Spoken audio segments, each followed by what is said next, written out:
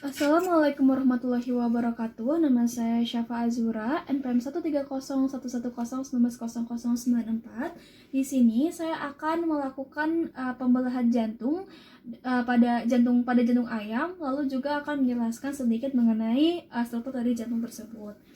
Nah, sebelumnya saya akan menjelaskan terlebih dahulu mengenai jantung yang masih utuh, yang mana seperti yang kita ketahui, jantung sendiri merupakan organ muskular yang gunanya untuk memompa darah dengan cara mensirkulasi darah tersebut melalui vaskular atau disebut juga sebagai circulatory system.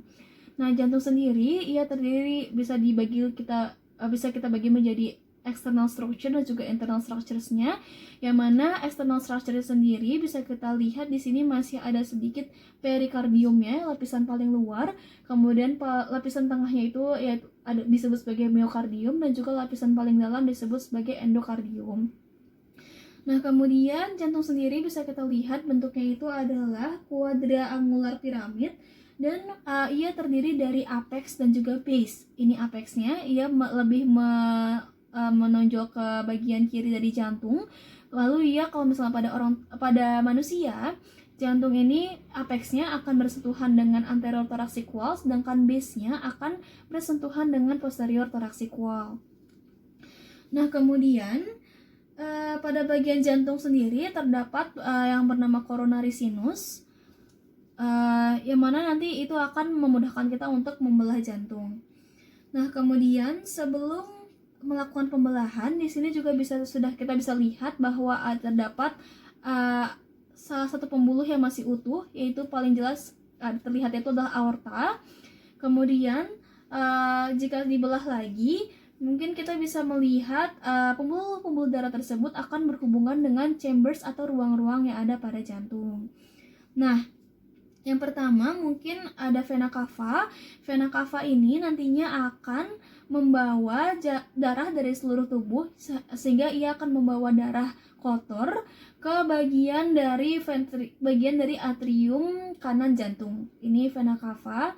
Kemudian nanti di sini ada atrium kanan. Nah, lalu nanti dari atrium kanan ini darah akan dibawa menuju ke ventricle kanan, dan lalu dari ventricle kanan melalui pulmonary artery ia akan dibawa ke paru-paru untuk pertukaran dari karbon dioksida dengan oksigen, sehingga terdapat darah yang bersih atau darah yang mengandung oksigen banyak. Nah, kemudian di bagian sebelah kiri nantinya ada pulmonary veins, yang mana pulmonary veins ini akan membawa darah dari paru-paru ke jantung, sehingga nantinya darah yang bersih tersebut akan dialirkan kembali menuju ke atrium kiri.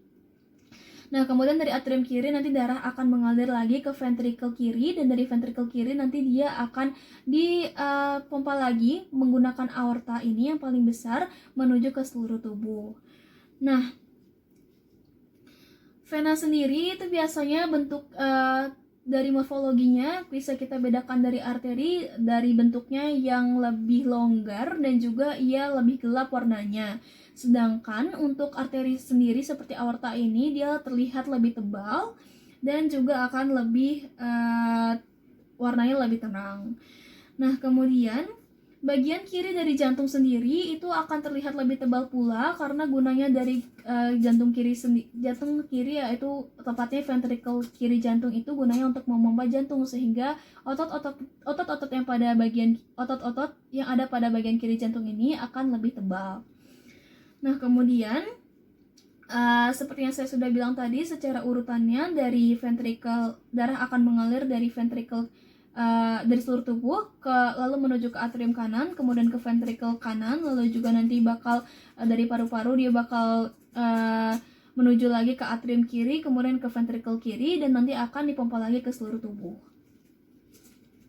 Nah, kemudian di bagian internalnya sendiri juga ini pada jantung terlihat sedikit mungkin ada katup atau ada pembelah yang memisahkan antara atrium dan juga ventricle, yang mana itu disebut sebagai katup atrioventricular valves, dan kemudian satunya lagi itu ada semilunar valves, yang mana semilunar valves sendiri memisahkan antara ventricle dan juga pembuluh darah yang keluar. Nah, katup-katup atau valves tersebut ia disupport oleh yang namanya heartstring atau chordae tendinae, yang mana katup-katup itu akan berfungsi sebagai pembatas agar darah dari bagian kiri dan juga kanan tidak tercampur. Yang maksudnya itu adalah darah kotor dan darah bersih tidak tercampur.